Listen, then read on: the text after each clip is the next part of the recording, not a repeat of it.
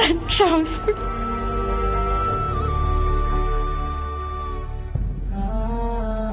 ನೀನೇ ಕ್ಷಮೆ ಕೇಳ್ತೀನಿ. ನೀನು ಕ್ಷಮೆ ಕೇಳಬೇಡಮ್ಮ. ಇವರನ್ನ ಇಲ್ಲಿಂದ ಹೋಗುವಂತೆಯಲ್ಲ ನಾನು. ಇವ್ರು ನನ್ನ ಹೆತ್ತ ತಾಯಿ.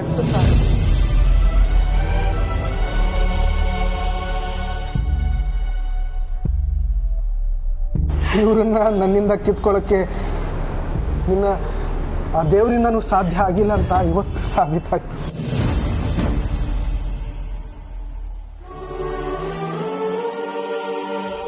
ನಾನು ಇಷ್ಟು ವರ್ಷ ಕಾದಿದ್ದು ವ್ಯರ್ಥ ಆಗಲಿಲ್ಲ. ನಮ್ಮಮ್ಮ ನನ್ನ ಮರ್ತಿಲ್ಲ.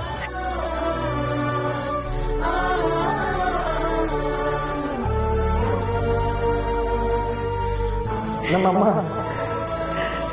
ನನ್ನ ಮರ್ತಿಲ್ಲ.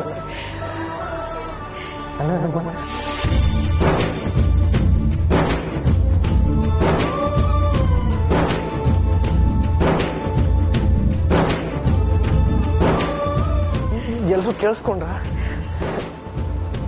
ಇವರೇ ನನ್ನ ಹೆತ್ತ ತಾಯಿ.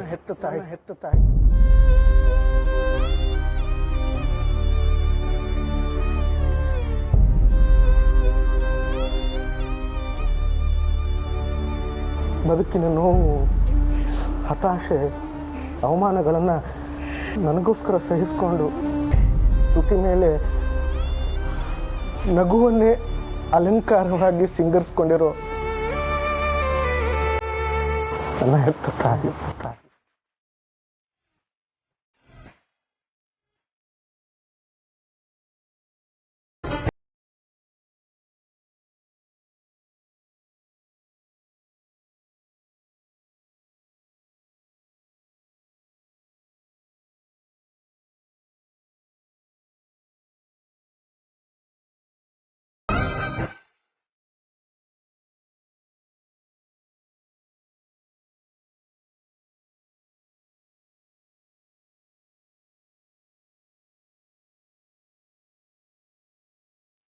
ಅಮ್ಮ, ಸಂಜು ಹೇಳ್ಕಂದ. ಸಂಜು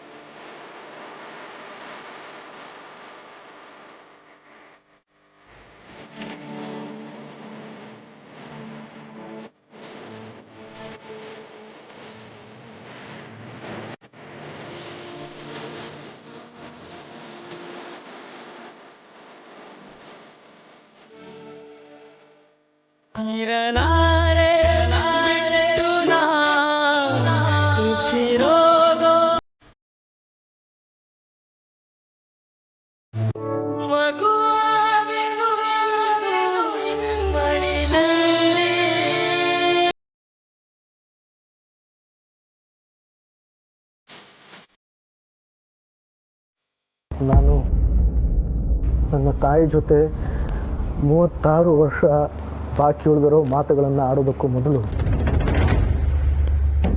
ನನ್ನ ತಾಯಿ ನಿಮ್ಮ ಜೊತೆ 36 ವರ್ಷಗಳ ವೇದನೆಯನ್ನು ಹೇಳ್ಕೋಬೇಕೋ ಏನೋ.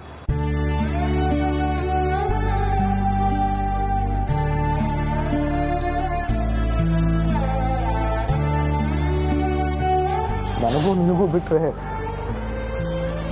ಈ ಪ್ರಪಂಚಕ್ಕೆ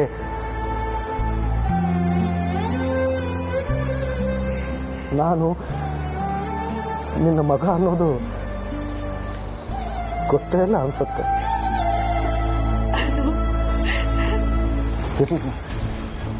ನೀನೀಗ ನನ್ನ ಹತ್ರ ಏನೂ ಮಾತಾಡಬೇಡ. ನೀನು ಮೊದಲು ಅವ್ರ ಹತ್ರ ಮಾತಾಡು, ಅದು ತುಂಬ ಮುಖ್ಯ.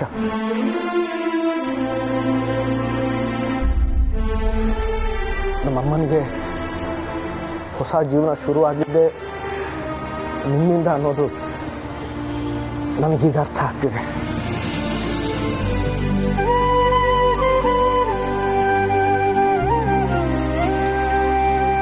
ಅವತ್ತು ಇವಳು ನನ್ನನ್ನು ಬಿಟ್ಟು ಹೋಗದೇ ಇದ್ದಿದ್ರೆ ಇವತ್ತು ಇವಳಿಗೆ ನಿಮ್ಮ ಜೊತೆ ಇಷ್ಟು ವರ್ಷ ಸುದೀರ್ಘ ಸಂಸಾರ ನಡೆಸೋದಕ್ಕೆ ಸಾಧ್ಯ.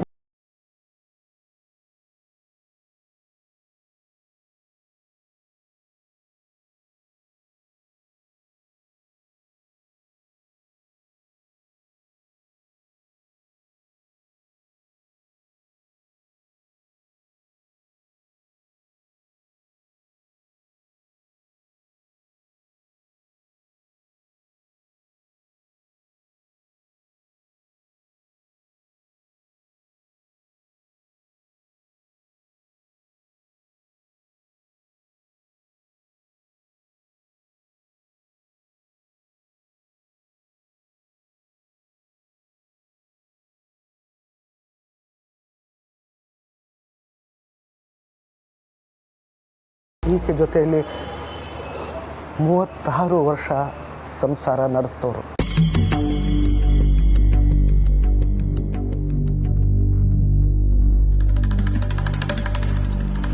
ಇದೆಲ್ಲ ಕೇಳಿ ನಿಮ್ಗೆ ಹೇಗೆ ಅನ್ನಿಸ್ತಿರ್ಬೋದು ಅನ್ನೋದು ನನ್ನಿಂದ ಊಹಿಸ್ಕೊಳ್ಳೋಕ್ಕೂ ಸಾಧ್ಯ ಇಲ್ಲ. ಒಂದೇ ಒಂದು, ನಮ್ಮಮ್ಮ ತುಂಬ ಒಳ್ಳೆಯವಳು.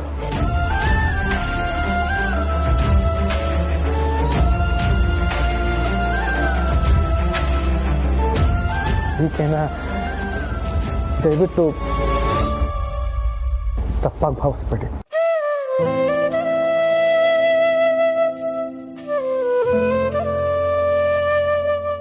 ಅನು, ನಿನಗಿದು ಮೊದಲೇ ಗೊತ್ತಿತ್ತಲ್ವಾ? ಆದರೂ ನನಗೆ ಯಾಕೆ ಹೇಳಲಿಲ್ಲ? ನಮ್ಮಮ್ಮನ್ನ ದೂರ ಮಾಡೋದಕ್ಕೆ ಯಾಕೆ ಪ್ರಯತ್ನ ಪಡ್ತಿದ್ದೆ? ನನಗೆ ಮೊದಲಿಂದ ಅನುಮಾನ ಇತ್ತು. ನೀನು ಯಾವಾಗ ಊಟಿಯಿಂದ ಸೌದತ್ತಿಗೆ ಹೊಟ್ಟಿಯೋ ಆಗಲೇ ನೀನು ನನ್ನ ಬಾಲ್ಯದ ಬಗ್ಗೆ ತಿಳ್ಕೊಳ್ಳೋದಕ್ಕೆ ಹೊಟ್ಟಿದೆ ಅಂತ ನನಗೆ ಆವಾಗಲೇ ಗೊತ್ತಾಯಿತು.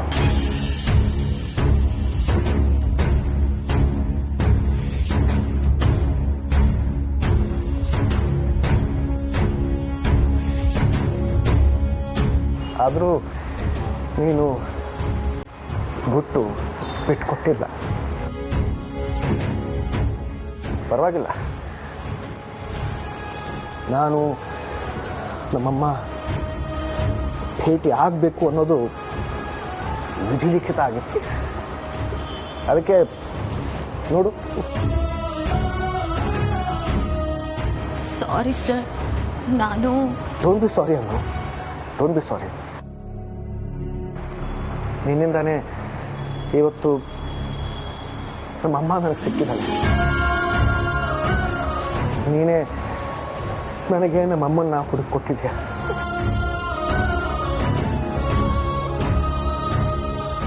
ನಿನ್ನಿಂದಾನೇ ಇಂಥ ಬಂಗಾರದಂಥ ವ್ಯಕ್ತಿ ಜೊತೆ ನಮ್ಮಮ್ಮ ಒಂದು ಸುಂದರವಾದ ಬದುಕನ್ನು ಬದುಕ್ತಿದ್ದಾರೆ ಅನ್ನೋ ಸತ್ಯ ಇವತ್ತು ನನಗೆ ತಿಳಿಯಿತು.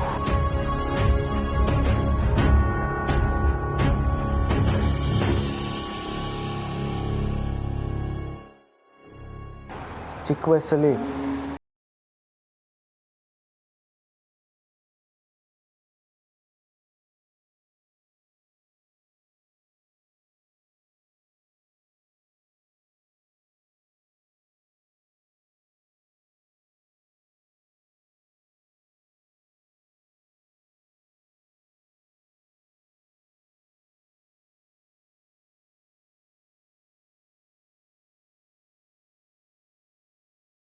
ಅದನ್ನು ಹೇಳ್ಕೊಳ್ಳೋದಕ್ಕೆ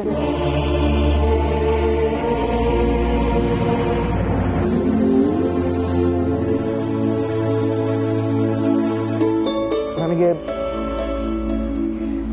ನಮ್ಮಮ್ಮ ನೆನಪಾದಾಗಲೆಲ್ಲ ನಮ್ಮಮ್ಮ ನನ್ನನ್ನು ಬಿಟ್ಟು ಹೋದ್ರಲ್ಲ ಅನ್ನೋ ಕೊರಗೆ ನನ್ನನ್ನು ಕಾಡ್ತಾ ಇತ್ತು.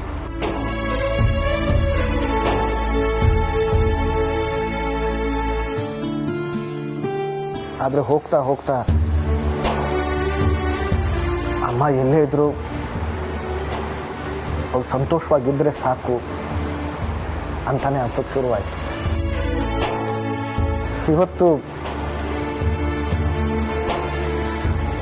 ಇವತ್ತು ನೋಡಿ ಮನಸ್ಸಿಗೆ ಸಮಾಧಾನ ಆಯಿತು.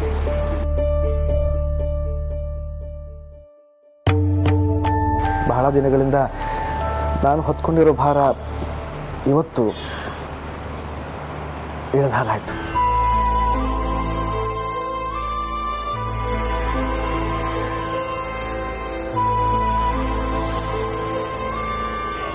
ಅಮ್ಮ, ನೀನು ನನ್ನ ಬದುಕಿನ ಸತ್ಯ. ಆದರೆ ನನ್ನ ಬದುಕಿನ ಸಾರ್ಥಕತೆ, ನನ್ನ ಬದುಕಿಗೆ ಬಲ, ಬೆಂಬಲ ಎಲ್ಲಾನು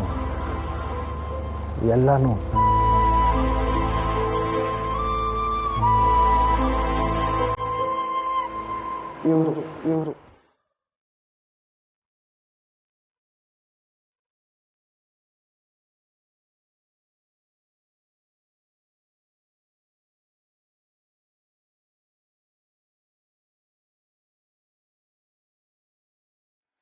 ನನ್ನ ತಾಯಿ ಶಾರದಾದೇವಿ.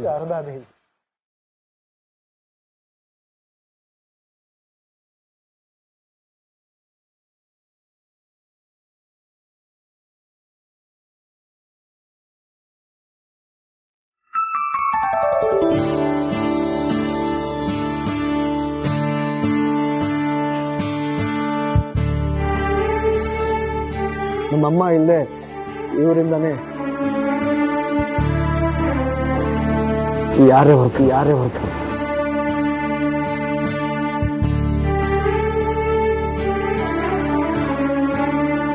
ಇವರಿಲ್ಲ ಅಂದ್ರೆ ಯಾರೇ ಬರೋದಿಲ್ಲ.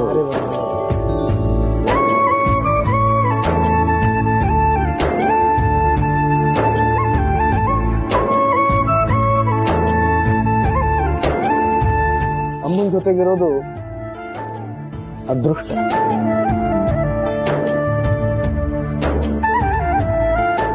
ಇಬ್ಬರ ಮಂದಿರನ್ನ ಪಡೆಯೋದು ಯೋಗ.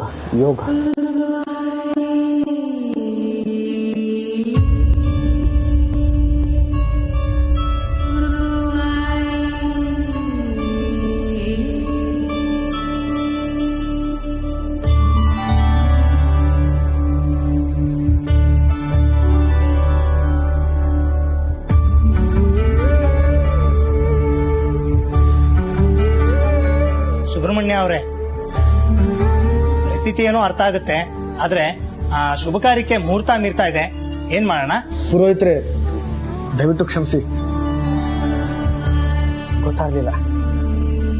ನೀವು ಮುಂದುವರಿಸಿ. ಕೂತ್ಕೊಳ್ಳಿ.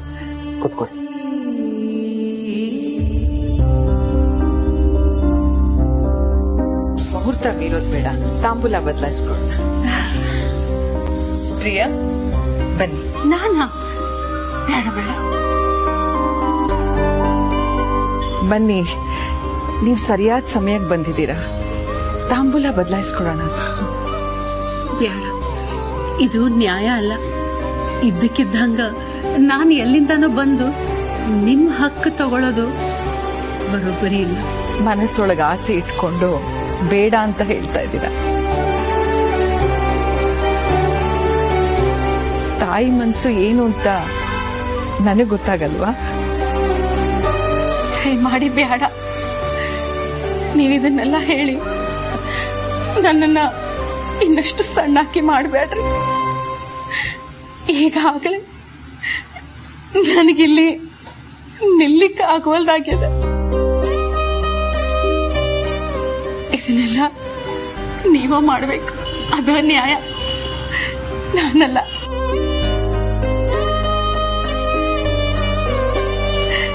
ನನಗ ಇದೆಲ್ಲ ನೋಡ್ಲಿಕ್ಕೆ ಭಾಗ್ಯ ಸಿಕ್ಕದ ನೋಡಿ, ಅಷ್ಟು ಸಾಕು.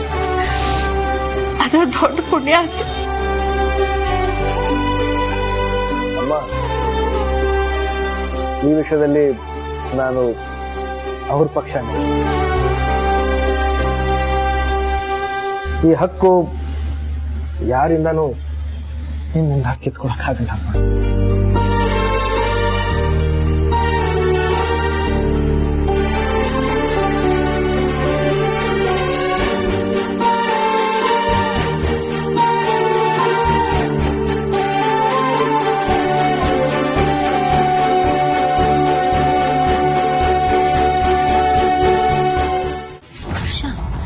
ನಮ್ಮನೆ ಮತ್ತೆ ಸಿರಿಮನೆಯವ್ರು ಸೇರಿದ್ರೆ ಏನಾದ್ರೂ ಒಂದು ಡ್ರಾಮಾ ಆಗ್ಲೇಬೇಕಲ್ವಾ?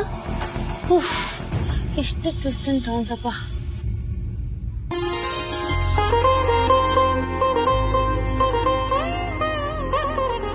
ಎಲ್ಲ ನೀವೇ ಮಾತಾಡ್ಕೊಂಡ್ಬಿಟ್ರಿ. ಬಂದಾಗಿಂದ ಒಂದು ತೊಟ್ಟು ನೀರು ಕೂಡ ಕೊಟ್ಟಿಲ್ಲ. ನನ್ನ ತಲೆ ಸುತ್ತು ಬೀಳೋಕ್ಕಿಂತ ಮೊದಲು ಏನಾದ್ರು ಸಿಗ್ಬೋದಾ ಸುಬಣ್ಣ? ಹರ್ಷ, ಇವನ್ ಬೇರೆ. ಏನ್ ಬೇಕು ರಘುಪತಿ ಅವರೇ? ನಾನ್ ತಂದ್ಕೊಡ್ತೀನಿ ರೀ.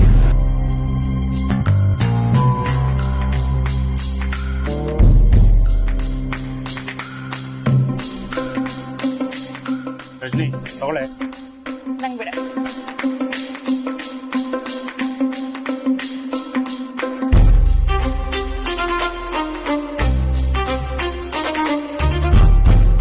ಈಗ ನಿಮ್ದು ಏನೇನ್ ಆಗ್ಬೇಕು ಆಗಿ. ಅನು, ಬೆಳಿಗ್ಗೆಯಿಂದ ಏನು ತಿಂದಿಲ್ಲ, ಜ್ಯೂಸ್ ಆದ್ರೂ ಕುಡಿಯಮ್ಮ. ಅಮ್ಮ, ಈ ನಿಶ್ಚಿತಾರ್ಥ ಆಗೋವರೆಗೂ ನಾನೇನು ತಿನ್ನಲ್ಲ. ಫೋರ್ಸ್ ಮಾಡ್ಬೇಡ ನನ್ನ. ರಜನಿ, ನನಗೆ ಜ್ಯೂಸ್ ಕೊಟ್ಟಿದ್ದಕ್ಕೆ ಈ ಸುಬ್ಬಣ್ಣನ ಗುರಿ. ಶಾಸ್ತ್ರ ಮುಂದುವರಿಸಿ ಪುರೋಹಿತ್ರೆ. ನಾರಾಯಣಾಯ ವಿದ್ಮಹೇ ವಾಸುದೇವಾಯ ಧೀಮಹಿ ತನ್ನೋ ವಿಷ್ಣು ಪ್ರಚೋದಯಾತ್. ಮಹಾಲಕ್ಷ್ಮೀ ಚ ವಿದ್ಮಹೇ ವಿಷ್ಣು ಪತ್ನಿ ಚ ಧೀಮಹಿ ತನ್ನೋ ಲಕ್ಷ್ಮೀ ಪ್ರಚೋದಯಾತ್. ಓಂ ಪ್ರಕೃತ್ಯೈ ನಮಃ, ಓಂ ವಿಕೃತ್ಯೈ ನಮಃ, ಓಂ ಅಷ್ಟಲಕ್ಷ್ಮೀ ನಮಃ, ಓಂ ಕಾತ್ಯಾಯಿನ್ಯೈ ನಮಃ, ಓಂ ಕನ್ಯಾಕುಮಾರ್ಯೈ ನಮಃ,